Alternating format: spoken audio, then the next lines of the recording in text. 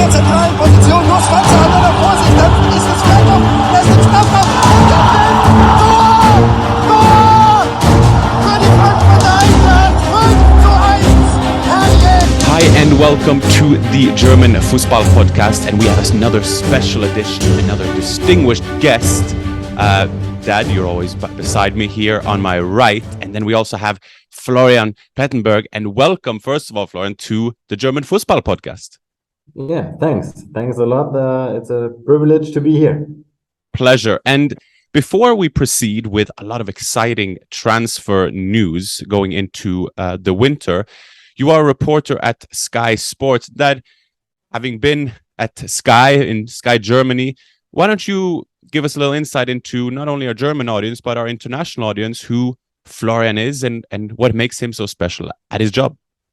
Well, Florian, I've known Florian for many years. I've seen his development, as I say about football players. He is one of very high knowledge, and also the last season, I must say that also the English market have started following him because he had a lot of exclusive. On top of my head is Sadio Mane. That is the freshest one that has been very updated. And when we are now talking about the German market that is getting more and more interested for the English market, it's natural to speak to Florian. He is also getting a lot of followers on Twitter, and he is just very updated. And yes, I know him from different position. He was in another channel before, and now he's at Sky, and we sometimes meet in something called the Sky Corner. And he's also as much as me on Twitter. So I feel sometimes I speak and listen to Florian more than I listen to my family. So it's great to have him on. Oh, that's brilliant. Yes, we will delve into the transfer news. And I guess where we can start, I mean, there are a lot of things to untangle. I saw your latest tweet, Florian, was with Pavard going off the training ground with Bayern, a World Cup winner at that, and there were rumors linking him away from Bayern. What is the current status with him now? First of all, thanks for the compliment, Jan Age and Markus as well. As I said, very nice to be here. Yeah, I think it's a very important part of transfer journalism, not only to be active on the smartphone. It's also very important, and this is what I tell everyone who's asking me about my job, to be present on the training center, to be present in the stadium. Jan Age knows it, is aware of that fact as a former player, that it's very important. And the player, they see if the reporter is in the stadium, is at the training center, even if it's sunny or if it's rainy, you have to be there. And I think this is, first of all, very respected by the player and by the club in the end. And yeah, so I was at the training center and I was in the stadium at the weekend. And as a Bayern Munich reporter, it's very important to have your eyes on situations where the camera is not. And in that case, I could see that Benjamin Pavard, he was, I wouldn't say he's angry, but he's frustrated about the current situation. He's sitting on the bench. He has another opinion about himself. He wants to play in the central defense, but there is no space. There he is. Then he is the right back, but Mazraoui is becoming better and better, and he was starting twice now, and Nagelsmann has a very high opinion about Mazraoui. And some players told me in the background that they say Mazraoui is the better right defender at this stage. So Pavard is very frustrated. He was the first who was leaving the locker room on Saturday. He was the first who was leaving the training center on Sunday. And to our information, he's definitely a candidate for sale in the next summer. His contract is valid until 2024. And right now, there are no concrete talks about a contract extension. And the player, he has no interest in concrete talks.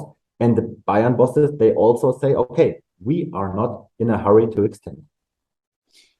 I think this what's kind of interesting with Pavard, and I noticed what Florian is saying there, and I of course agree with him. The mileage you do with football clubs, and Florian is more or less every day at Bayern, and he's a there and to look at them is very, very important. And I think the thing is with Pavard, Florian, is that he is a World Cup winner, but still doesn't have the same presence on the football pitch that you have to have as a Bayern player. When you see Bayern play, I mean, there is this thing that with Pavard, he is a World Cup winner, but he doesn't look like a World Cup winner on the pitch, to say it a bit unplugged. And the problem is that if you keep an eye on his management, I think it's also not easy to position him on the transfer market, because Pavard wants to be a central defender, but he hasn't played that position maybe 3 or 4 times in a row since 3 years. So we all know him as a right defender, but he doesn't want to make a transfer as a right defender. The same thing like David Alaba in the last year with Real Madrid. So it's not easy to finalize a transfer with transfer fee next summer for Pavard. If you don't mind me asking, does he have a right to claim the center back spot? Where do you think he is best? Well, as Jan Age said, he's a World Cup winner, but Pavard has to learn that he has to do more, and I think he can do more, and he has not that positive or offensive impact in the last years. I think a very complicated situation for him was in the time around the Champions League title of Bayern Munich and Lisbon, where Pavard was injured, and he tried everything to get back for that Champions League tournament in Lisbon. And from that moment on, it was not that Pavard from the first season of him in Bayern Munich, Jan Age can remember that, was brilliant, but the offensive impact, the goals and the assists decreased more and more. If I can do the next one, as we are going through a menu of football players and how they are linked to different clubs. German market is getting more and more interesting, especially for English clubs. But we go the other way around. We have discussed this a lot on Twitter and the diverse channels, Florian. Harry Kane. You have said that Bayern want this player, fair enough. And I always then reply that I want Rachel at Friends. So this is not a wish concert. Can you give us an update on Harry Kane?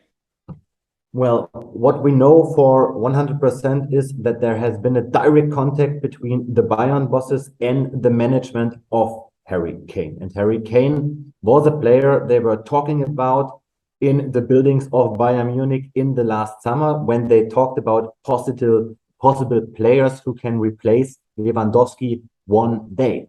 And this summer it was not possible. Bayern has decided to go for Sadio Mane. We will talk about him later.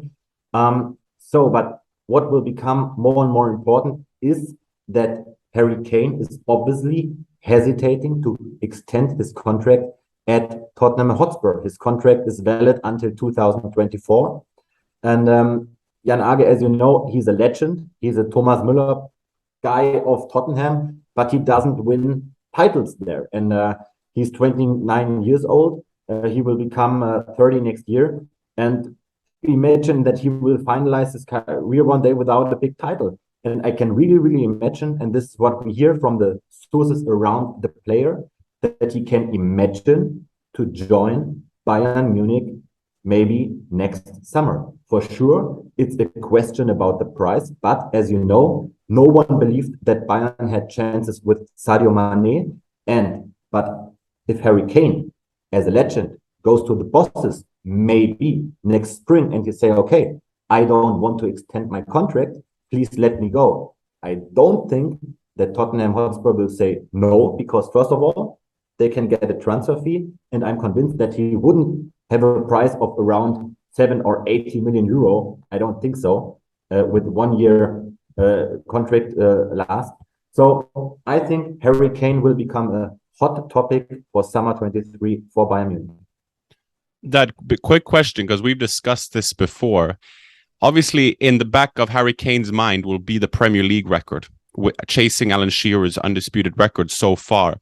How does that compare to going to Bayern, where you will win titles and a career?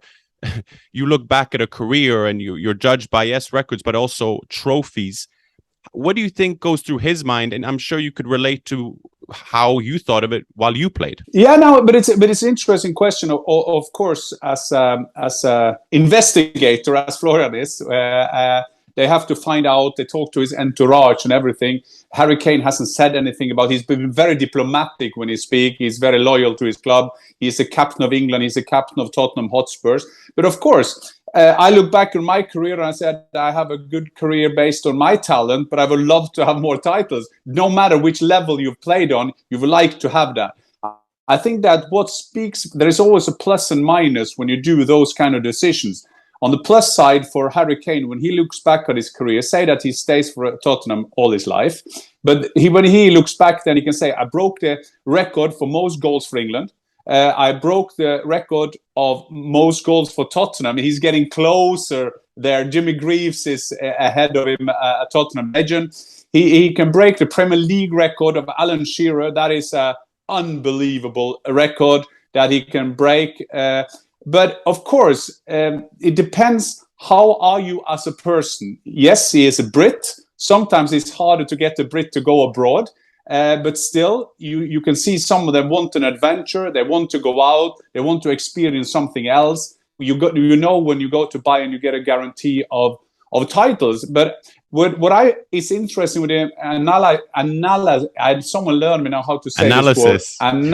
Analysis of Florian is that maybe this is a good timing for Harry Kane to do that if he decides to go. The World Cup is now. He's coming into his last year and he has to make some big decisions. But I will say that I'm more thinking that he will stay in England, but it's also tempting for him to go to Bayern if he decides to do so. Remember that Manchester City wanted him, Tottenham said no, but that was in another time of his contract and it was to go into a competitor. No, they got Erling Haaland. So let's see. This is like they say, a very interesting case to follow. But what I wanted to add at this stage, now it's definitely only up to Harry Kane. Bayern has signalized that they are interested, but Bayern at this stage is very, very calm. But what we also hear is Harry Kane or nothing in transfer summer window 2023.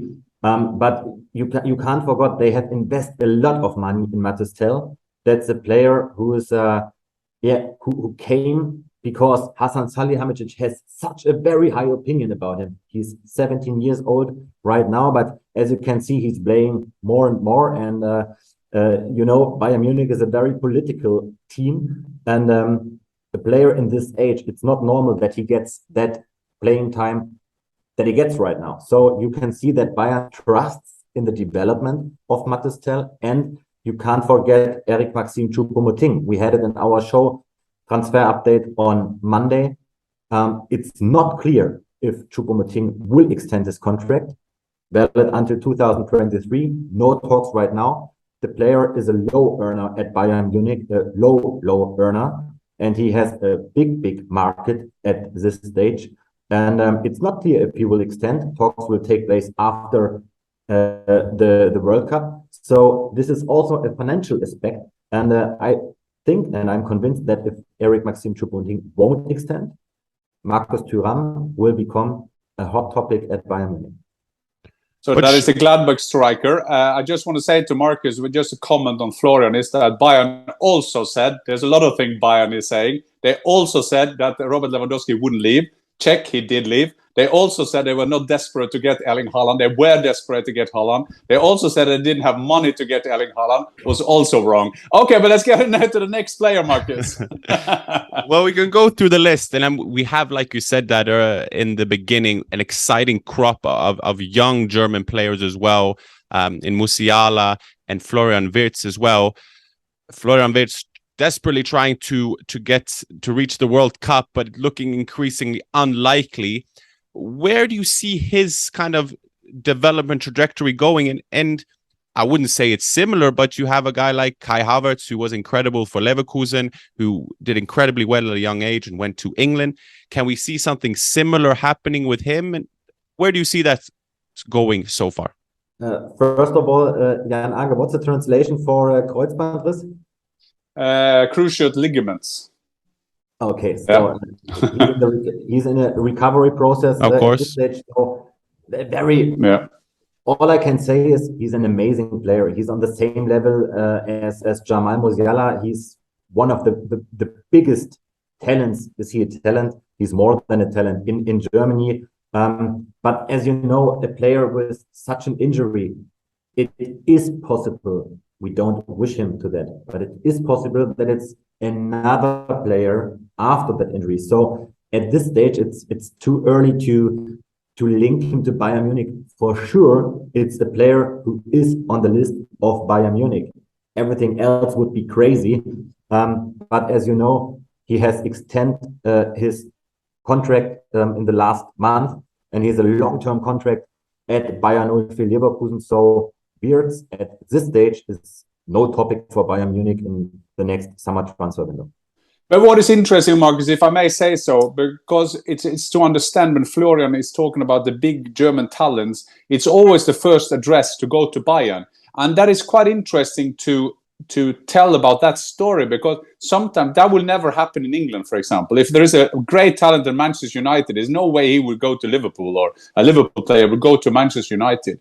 But as people who listen in here got to know that Bayern got a very special place in Germany. So Manuel Neuer, when he went from Schalke, his first address was to go to Bayern. And back in the days, in the history, I followed German football for many years. I've been a fan for many, many years. Then there was a period that instead of going abroad first, they wanted to go to Bayern. And then there are some broken, and then Uli Hoeneß, the boss for like 100 years, he was always mad when they went abroad, like in Özil, and then he had got then Özil will have an enemy in Uli Hoeneß and all that time. But it's interesting with Florian Wirtz, fantastic player. And Marcus, you also said Musiala, but Musiala is tied up at Bayern. I think that will take time. But in Florian Wirtz and Musiala and England will be so sad to think that Musiala is playing for Germany at the World Cup and not for England.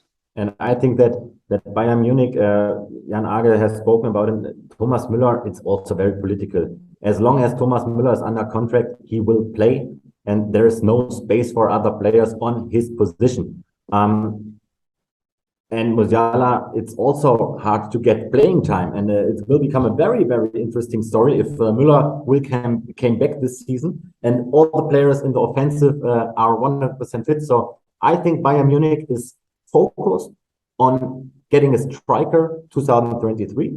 The contract of Thomas Müller is valid until 2024. It's possible that he say in 2 years, okay, that's it.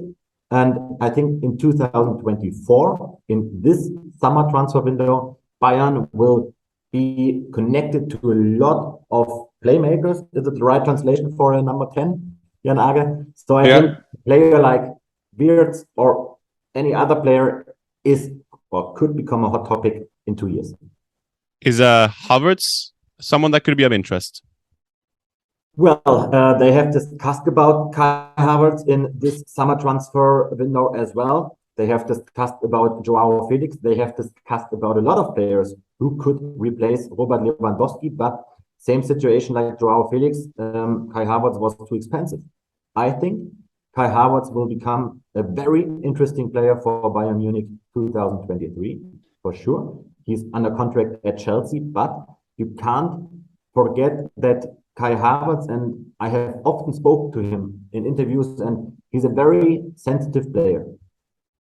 If you lose bodies like Timo Werner, now in Leipzig, with Antonio Rüdiger, now at Real Madrid, I think that's an important thing for a young and German player. Maybe Jan Age can say something about it. And I can imagine that if he sees that there is no development in Chelsea, and he has not the chance to win big titles with Chelsea anymore, I think that Kai Havertz will considering his situation next summer. What is quite interesting is when we specify on Bayern, because both Bayern and Dortmund have a special place in the hierarchy of transfers. Because Bayern will have to look for players that the biggest clubs in England won't get or will get.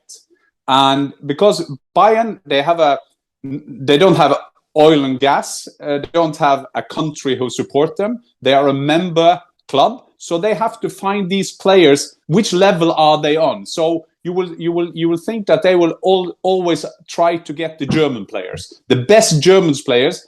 In the philosophy of Bayern, should play there. Dortmund will have another opinion, of course, because they want to keep them as long as they can there. But that is important for people to understand, because it's not like Bayern. Yes, Sadio Mane, a fantastic signing for them, good timing for them. He felt that he had achieved what he could at Liverpool, and then he wanted to go to Bayern. I think we will end this conversation with Florian, because I'm very interested to listen to that process, because he was first with that one. With Kai Havertz, you can't forget that the relationship between his agency, called Roof, they are based in Munich, is a very, very good. They have a very good connection to Hasan Salihamidzic, to Bayern Munich, because in this agency you have Mane, you have Leimer, you have Kai Havertz, and both sides, they call each other regularly. But Jude Bellingham was the question, right? Yeah. Well, I think, or I hope, that he will stay in Dortmund for one more year. Maybe it will become very, very hard. But he has no release clause in his contract. So you could say maybe Dortmund is in a very strong position. But as you know, they couldn't keep Sancho and Haaland. Bellingham is one of the hottest players on the market. Is he on the market? That's the question. I think Bayern Munich is not able to get him, and on this position they have Kimmich and Goretzka. It's also a very political position here in Bayern Munich, because these two players, they play every time, and behind them there is Sabitzer, maybe Leimer next year, and the very young Dutchman Ryan Gravenberch. But what is very important, I have spoken to the technical director Marco Neppe 3 or 4 weeks ago, and we have spoken about Jamal Musiala. And Marco Neppe explained the situation when he saw Jamal Musiala first on a tournament a few years ago in Paris. And he said there were two players.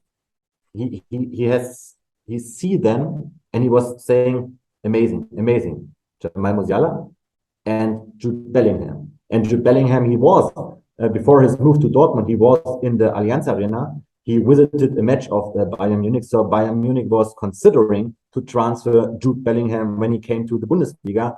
But I think it's not, they are not able to pay him.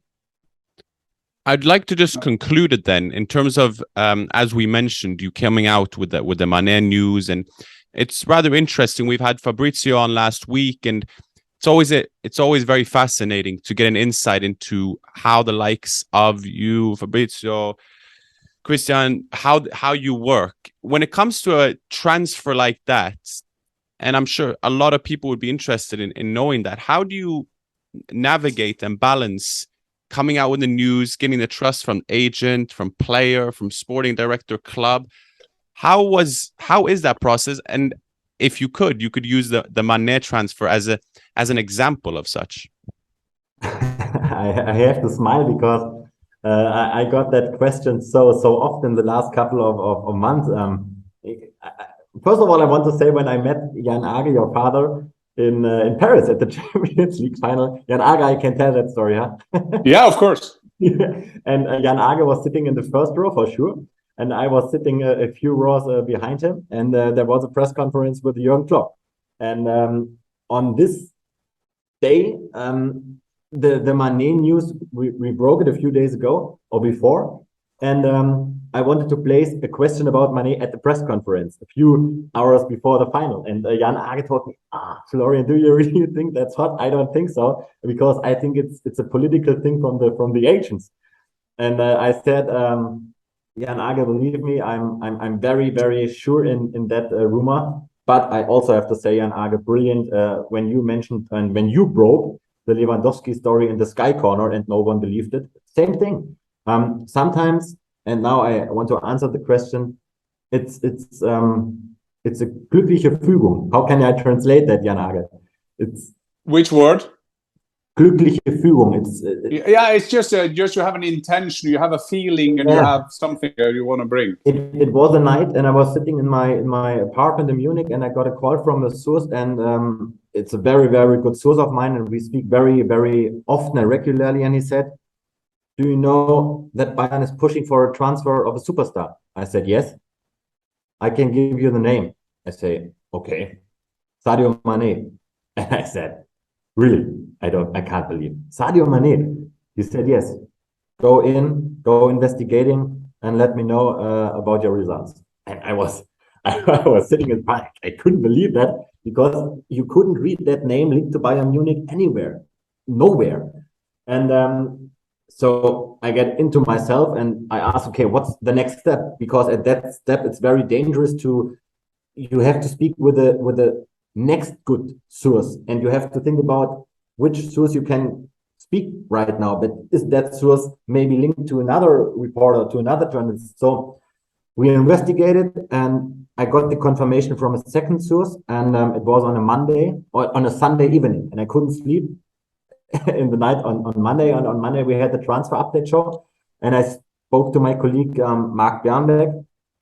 I took him in the process, and he made another call, and so we had three sources, and it was not an easy decision to say, okay, that's our headline, that's our big story tonight at Sky, because Jan Age knows it, transfer journalism, sometimes you have only seconds to be exclusive. In that case, I had to make that poker game to say, okay, I had that story it was around 1 o'clock in the afternoon, and the show was at 6 in the evening. So between them, there were five hours. We made the story, we had it first. And the good thing was that Salihamidzic, the story 2 days before was that he wants to make a top transfer in summer, and no one got the name. So then we made the story, it's Mane, and the hours after it, they were very difficult for me, honestly, because no one believed that story. People said it's not true, it's a lie. I got crazy comments on Twitter, on my email thing on Instagram. They told me a liar, and that's honestly not easy for a reporter, because there were 4 days and no one confirmed that story. Fabrizio, as I said, a colleague here in Germany said not true, and also other colleagues said that. But it was very important for me that Sky trusted me, and Sky said, okay, we trust you. We know that you have done 100% in that case, in that Sadio Mane story. And we have reported about it on Tuesday, on Wednesday, on Thursday. And on Thursday, there was a confirmation here in Germany via Bild. And that was very important. It was a big thing. But what was good for me, that the next steps, not only that Bayern wanted him, the step that Mane wants to go to Munich, that they make the negotiations and so on. These steps after it, we had it exclusively too. And because of that first news, I got other sources who said, okay, wow, how could he got that news? And other people who weren't a source for me trusted me. They became a source then. And in the end, I was screaming at Sky when I got the information on the final negotiation day. And another source told me, yeah, it's done. It's a good feeling, Marcus, and it's interesting because I remember that process, because I didn't think of it either. But I'm a bit more intelligent. I never go out. I'm more diplomatic because I just follow it. But I try to find out. Florian he's doing by profession, and sometimes I've done 2 or 3 where I've been very close, and sometimes it's luck, but the luck is just open the door, because then starts the very hard work, and I know that Florian is doing that. And of course, when you do things like that it makes you credible. And at that time, I remember that 3-4 days, because nobody believed it, because you felt that Mane was the heart and soul of Liverpool Football Club, and I guess you see that now when Liverpool is struggling, how much they are missing Sadio Mane. And not only was it a great story for Florian, it was also a great story for Bayern Munich and the Bundesliga, because losing Lewandowski, losing Erling Haaland, they lost some great stars, and Sadio Mane it's an unbelievable great ambassador for both club and the Bundesliga. But Jan Age, do you know when I was very, very sure that we are right? When I could have seen the reaction from Jurgen Klopp on the press conference. Yeah. And maybe you remember I asked him about Sadio Mane, and he said wherever he would go to, he will be a brilliant player. And this pronunciation, this quote, that was amazing. And from that moment, I know, okay, it's done. I said, but I remember exactly that press conference. I picture where I was sitting and where you were sitting, and I remember after a reaction for Klopp when we went out, I thought you had no chance that transfer will happen, and I thought you were not rude, but you were very going for it at that press conference. And when we then went out, I think we had a conversation. First of all, I said you were tough, and as you're saying, the reaction for Klopp, he didn't reject it at all. So that was a great story for you, and I think that in every profession you need those kind of stories to keep going, Marcus. So so that was a fantastic story for Florian. I appreciate you sharing that, Florian. It's always great to get an insight into the breaking of one of the biggest transfers of last summer. Hopefully that could be the case for Bayern next summer. Maybe you're then again the one who breaks the news. But until then, I'm sure we will catch up for a little status update after following the next transfer window and after the World Cup. But until then, Florian, thank you so much for joining myself and my dad here today and getting a transfer update on some of the most exciting players across the world.